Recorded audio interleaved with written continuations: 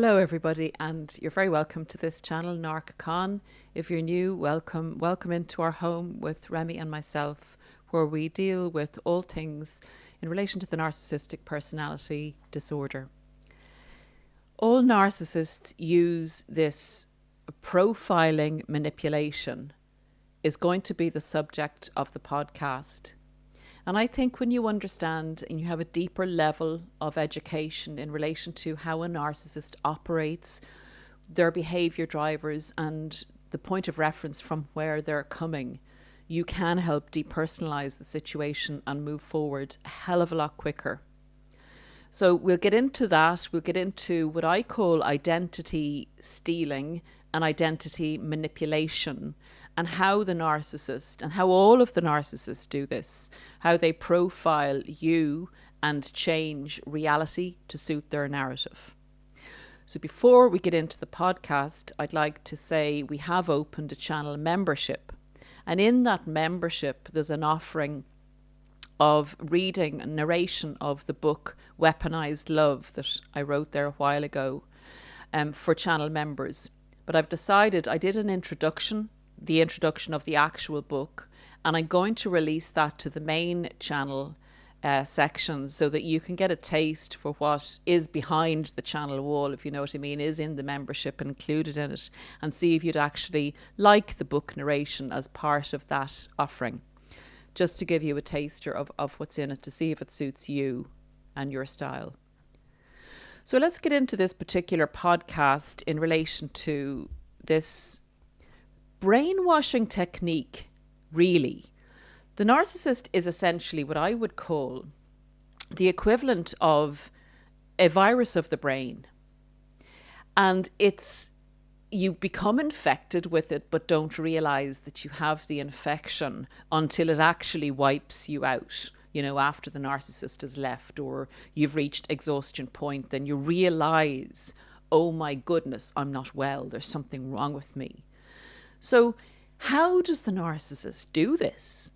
You know, because a lot of people who haven't been through this experience will say, well, why didn't you just leave? It's a slow burn. It's subtle. And I really believe that it's a brainwashing technique that they have perfected. And I don't mean this in a conspiracy theory way. This is a natural part of how they operate in the world. And they need to achieve domination over you. They need your submission. And they need to assimilate you into their control, their reality, and their narrative. So let's take a look at the different stages of how the narcissist profiling of you starts, the mid part, and the last part. And at the very end of the podcast, I'm going to introduce a lot of things the narcissist will say because they profile you through language and insinuation. We're going to have a look at some of the sentences that narcissists will say in order for you to accept the profile that they decide, you know, the identity they decide you need to take on. And that's essentially the brainwashing side of things. Slow, subtle, through language, through actions, but the language is very important, that part of it. So the analogy I'm going to use is the narcissist as a computer system. Let's call it the Narc Computer. The narcissist sees, say, a new job, a new subject, a new object, a person. And that's the project that the computer is taking on. So the first stage of this particular project that the computer is softwared to, you know, take on or whatever is profiling of you. So the first thing they're going to do is assess you. And when they've assessed you, they're going to go, this person is this. The plus points, that means the advantages the person can bring. And then they're going to assess weaknesses. And things that this computer program considers as weaknesses are your openness, open-mindedness. They see that as gullibility. Your kindness, they see that as a weakness because kindness is not honoured or not respected in this particular narcissistic program. So I think you get the drift. The first stage is the assessment and idealisation of you as a suitable target for this particular project. So you're accepted into the program, let's say, and the computer is now running the next stage on you. So the next stage I have written down here is the improvement program. This is what the computer is, the driver behind this particular project and program. So you've been taken in, you've been assessed, and you've been assimilated into the program. So the assessment of you has pointed out a few things that need to be worked on.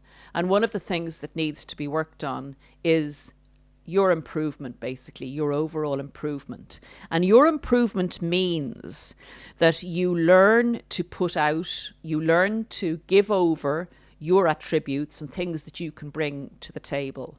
So you learn to house the computer, to pay for the computer, to praise the computer to other people so that other people will see its benefits and value and give it attention. And you know the score. But the computer program needs you to improve. So it's going to brainwash you in that stage and groom you into doing what the computer needs you to do. Remember, narcissists attempt to manipulate reality and other people to fit in with their narrative. A normal person will face reality and will have a subjective view of it, but will go along with the main reality of the collective reality and will assess it in good and bad terms with grey areas in between, will introspect as to how they can fit in with society, how they can grow personally and, be of a benefit to society. The narcissist looks at how society can serve them and how people can serve them. So this computer program is the driver behind it is to get the most out of you, not for you to get anything out of this. This is to literally use you in the program as a benefit to the program. And once they've gotten you to improve, and I don't know if you experienced with the narcissist an attempt to improve you, to make you look better, to fit in with their narrative so that you would dress to suit the idea they had, the profile they had of you, and to buy things that they wanted you to buy it in the coupledom, etc., and go on a holiday or vacation they wanted to go on. So basically that's part of your improvement and ultimately assimilation. Because there's only one person in a relationship with a narcissist, and that's in a coupledom or whatever. It's the narcissist. They're the only person in the relationship. And that's what we don't understand. And we strive to make the relationship better, to compromise, to understand the other person. But all the time you have this computer program running to assess you, to improve your output, to bring you more under control, and basically to assimilate you so that you are an extension of the narcissist. You're there only to serve, only to praise, only to advantage the narcissist. So when we understand this and the objectification of the human being where the narcissist is concerned, and the necessity for this brainwashing to be going on without you realizing it, that there's actually a virus in your brain. So the narcissist is basically trying to isolate you from your family, isolate you from any influence, take you away from hobbies and things you like to do as an individual, take your individuality away from you. If you have an opinion that doesn't match the narcissist's reality, that's a threat to the narcissist's reality. So that must be wiped out. it's like anyone that has ever watched, Star Trek or the Borg. You actually are being assimilated into the mainframe of the Borg and the Queen of the Borg or whatever. I don't know if anyone has watched that. But it's a very similar process with a narcissist. Your self-agency, your self-identity have to be stripped from you. Your self-esteem and your ego have to be knocked down and then rebuilt in the narcissist's image. Because otherwise you are no dang use to the narcissist. And if you object to any of that, and this is the next stage we'll get to, when you're problematic to the narcissist, when you eventually start to say, can I have one of my needs met, please? Eventually when you've compromised the hilt, when you've stood on your head and done whirly twirlies for the narcissist and they still say whirly twirly 20 times more, and you just know that this is just a one-way street. This is not reciprocal, and it's actually damaging you because you're exhausted. Your relationships are crashed everywhere with other people. Things aren't going well for you. You're getting physical injuries. Your finances are in crap order. Things are just going belly up because the narcissist has sucked you dry of resources and energy. You start to become problematic and you start to make a few objections. That's when the narcissist, in relation to profiling you, will change the profile, will input into the computer program subject non-compliant, subject problematic, and will feed that back to you in an attempt to bring you back into the profile that the narcissist computer had set out for you. You're diverging and diversifying from who the narcissist told you you were. You no longer like the things the narcissist told you you liked. You like that. You know you love that. And you're going, yeah, it's fine. It's fine. Because you don't tend to force your opinion. So you compromise and go along with the narcissist. And eventually you begin to believe, well, maybe I do like that. The narcissist had been programming you to become them, essentially, in the idealisation phase. So when you start to become problematic, there will be another profile done on you. And the new profile will be basically that you're not under control. Non-compliant, aggressive, selfish, all these things will be profiled on you. And you'll be programmed and told you're these things. And this is the devaluation phase. So you will be, instead of being rewarded, you will be punished. So you won't be allowed, the project, the narcissist project, won't be giving you any kind of reward features until you become more compliant. And you know the score, guys. You know how it goes. It's extremely soul-destroying, torturing, and frustrating when the narcissist changes their image of you, changes the profile. And eventually, if you don't comply, there's non-compliance, you're going to be thrown out, rejected, rejected, faulty goods.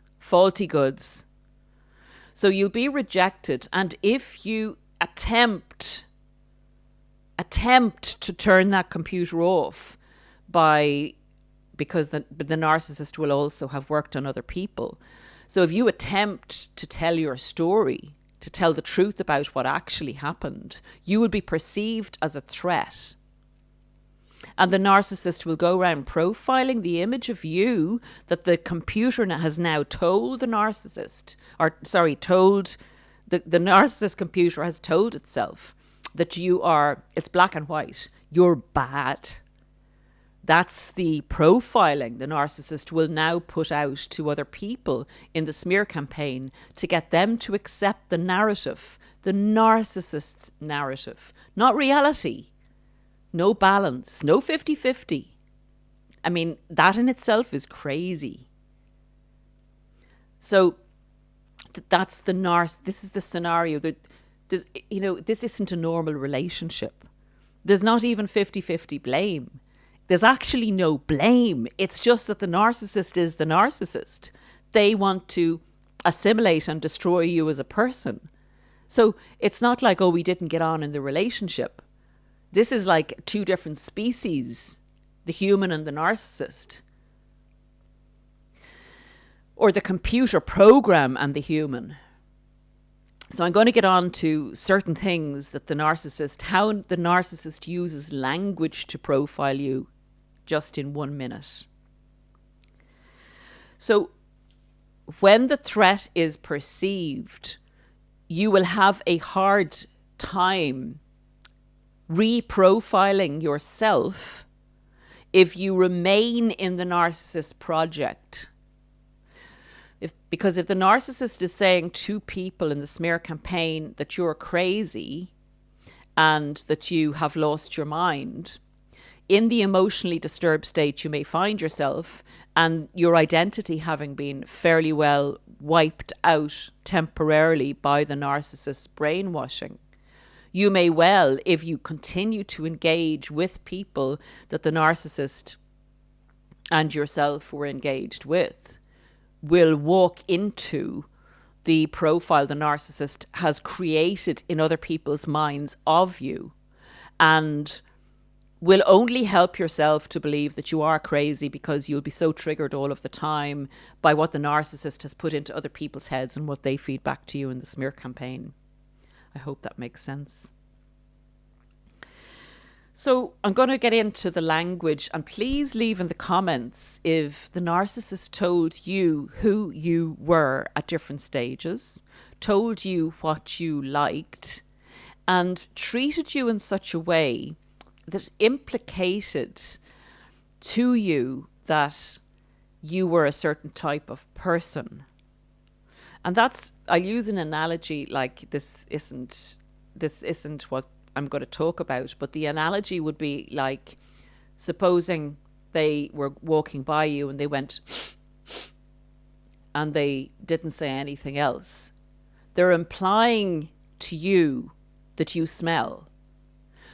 That's the type of kind of gaslighting, brainwashing that they set up around you on a continual basis, so that you're left wondering about how you smell, so to speak. So they strip your self-esteem, they strip your self-knowledge, your self-confidence. Your reality of the world is becoming distorted as the narcissist, who claimed initially to love you and to only have your best interests at heart, is reframing and reprofiling you as a person and getting you to fit into their narrative, their story, manipulating you and reality into something because you displeased them, because they weren't able to fully control you. You now are profiled into the type of person that it suits the narrative of the narcissist for you to be. The type of language they'll use is, particularly in the initial stages, for your own good. You know, it'll be good for you. You know it'll be good for you. Go on now, you know it'll be good for you. You know I want the best for you, so do you want to try that? Or are you opposed to it? Is your mind closed to that?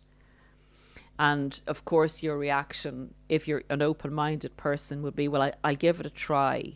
And the repetition of the fact that you need to do this, that this might improve things for you, and you being the type of person that would like to personally grow and improve your life and introspect, because you know you're not perfect. And the narcissist pushes on that point. You know you're not perfect, is what they're saying by saying, this would be good for you probably. And even that implies you need this because you're not. It implies a criticism hidden. It's like a backhanded compliment. It implies a criticism to you in tone that you perhaps need to do something like this because you're lacking in something. So that's the kind of help, in inverted commas, the narcissist will give you initially. And that is a brainwashing technique that actually erodes your idea of who you were as a person and your confidence in yourself and your abilities. That's not love, but it is cloaked in a loving mask. And that is evil, guys, in my opinion. But let's call it brainwashing in this particular technique. You can't help yourself, can you? You just can't help yourself. That's when the narcissist is getting annoyed at something you're doing, but you're not quite in the devaluation stage. But it is implying that you're faulty goods, that you just don't think, do you? No, and that the narcissist is the superior one. They're actually making a judgment on you. They're putting themselves in a position of superiority, and you, therefore, in a position of inferiority. How dare they pass that type of comment, you can't help yourself? And you are probably a very competent, capable person, intuitive, perceptive, type of person who would have been maybe even praised for that ability prior to this. This is part of your asset stripping, your identity stripping, and putting you in the total opposite of who you are, so that you no longer see yourself or feel that about yourself. You mistrust yourself and your identity. You know you like this. Go on, you know you like this. The narcissist is telling you what you like. And it's said in a tone, you really should agree with me. Because you know from the past when you didn't agree with me, that things didn't go well for you. And it's a controlling technique. It's taking authority over you and your self-agency. It's like saying to your arm, the narcissist's arm, this is my arm and I need to direct it where it should go because I know best. This is who you are. You're my arm. Now, another one, that a very favourite one of the narcissists, is using third parties to tell you who you are. And that's often like, people say you are. People say you're always. People say this about you. And you go to the narcissist and say, what people? And the narcissist will go, people, everyone. And if you pin the narcissist down further on that, you will not get a good response. Exactly who is everyone? And they may come up with one name, but they don't want to come up with names because there's the chance that you will go and ask those people, is that what you think of me? So everyone and everybody, those kind of terms are great for the narcissist to not to take accountability for criticizing you. And it also gaslights you into thinking that that is who you are and that everybody else in the whole world thinks that also. And that compounds the idea and the self-doubt that maybe that is the way people see you. Just the narcissist trying to shape you and mold you and assimilate you into them, their program and their control. I'm worried about you. Who are you now? Well, you can go and worry about yourself because that's who you need to sort out, not me. Sorry, you get a bit annoyed here because people are in a very vulnerable position when these creatures are saying things like this to you. I'm worried about you. Implying that there's something to worry about in you. Do you think you should? Do you think you should? Implying it's not a good decision.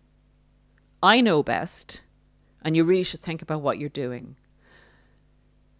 Spiking a lack of confidence in you because the person who's meant to have your best interests at heart, and you have been gaslit into thinking that, even if you're just coming out of it, is implying that your decision is wrong, a bad decision, and that they know best. You know, you always implies that you do things without thought, that you have a behaviour problem, and that the narcissist can see how you make all these mistakes. I love your quirks. Now, your quirks could be things like helping at a non-profit, things that the narcissist would find ridiculous. And they will imply that nobody else would do that except somebody who's kind of a bit, the stairs isn't going, the steps aren't going to the top of the stairs, or the lights are on and there's no one at home. Those kind of, like, there's maybe something wrong with you, that it's odd what you're doing. The good things that you're doing, they're odd. And you're a bit loopy for doing them. You're so unusual. Oh, Lord God, guys. You're so unusual. You'd think that was a nice compliment, but as part of the brainwashing technique means you're odd. You're an oddball. And again, it's a criticism wrapped up in wrapping paper. You're so unusual. Stop feeling sorry for yourself. Now, the narcissist will say this when they have really tried to destroy you and done something quite abhorrent, and you're crying or you're complaining, that this isn't right. And they're just going, invalidating your feelings and actually criticizing you for having valid feelings to the reality of the actions that they've perpetrated in your relationship. So it's the same as like the narcissist cheating, and maybe you're crying about the narcissist cheating and saying, oh, for God's sake, what an overreaction. I only did it because of you. Look at you. You feel sorry for yourself all the time. You give me nothing. This is a classic of the narcissist. The narcissist says something to you that you really don't agree with. It could be along the lines of, well, you should do this because of that. And it would suit the narcissist. And you'd say, I wish you wouldn't put me in that position, or I wish you wouldn't say that to me. And they say, oh, you're so sensitive. You're too sensitive. So what the narcissist has said to you was probably a laced insult, or to put you in a downward position, or to get you to do something you don't want to do. And because you don't comply, because you have a valid reason for not agreeing with what the narcissist said, they will then come with a criticism that it's a fault of your personality that you won't do or agree with what the narcissist said. I have to be careful what I say around you. Well, you do have to be careful what you say around any recovered empathic human being who is onto you, Mr. or Mrs. Narcissist. But before this situation, before I jest, they do say, imply that you're a loose cannon. You can fly off the handle at any stage. You have mental health problems. I have to be careful what I say around you. In other words, I don't have to be careful what I say around anybody else because I'm a great narcissist and everybody loves me and I make sense and I'm superior, but you have a problem. You're selfish. Mr. and Mrs. Narcissistic, most selfish, only epitome, paragon of selfishness, will project onto you that you're selfish once you ask for the tiniest of your needs to be met. Because the assimilation program on the computer is not working. You're starting to non-comply in a small way. You're starting to say, I need, I want, I think. Your rights as a human being to a self-identity. Not in the narcissist world. You need to be assimilated into the arm, the leg, the head, the foot of the narcissist. No self-identity. No opinions. You must follow the narcissist cult of one. It's only the narcissist who matters. The relationship has only one person in it. I'm nearly finished, guys. This is a horrible one. This is a horrible one. And this has come up recently in coaching, and you know who you are. And thank you. We discussed doing a profiling podcast on a text message that was sent. And the text message was a Hoover from a flying monkey who was taking a superior tone to my client. And the message went something like, how are you doing and how are you doing now? Just checking in with you and let me know that you're okay. Implying that the person had a problem, implying that they may not be okay, and there was no reason to think this. This person had blocked this other person on nearly all forums. And the other implication in that message was, well, the implication was that this person was a mess, this person needed support, and the implication was this was an older narcissist, that the older narcissist was totally okay, was with it, was supportive, was in control, and was an okay person, you know, was a sorted person, and that my client was not a sorted person, and actually the opposite situation was the truth. So the narcissist needed the person not to be okay for them to feel good about themselves. So the narcissist was profiling my client as being a mess and being crazy, and therefore by implication the narcissist offering help and insisting that the person, you know, made contact and said that they were okay, implied the narcissist felt great about themselves because of the manipulation of reality and the profiling of that person, and that they were in a superior position and they were in control, and that person was to contact them and they were the point of reference for that person. That's about it, guys. But if you understand how a narcissist slowly profiles you, slowly changes that profiling picture as you are non-compliant, it's a fascinating and disturbing analysis of how a narcissist operates and manipulates their reality, and how they move people around on a chessboard in a profiling manner, in a computer programming manner, and the objectification and the brainwashing of people who are basically and always will be just narcissistic supply. Have a great day wherever you're listening from. I hope you're okay. Please don't give up. Please keep the faith.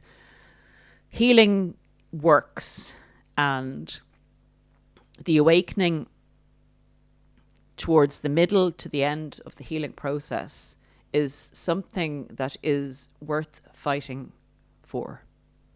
From Remy and from myself, goodbye for now. Take care.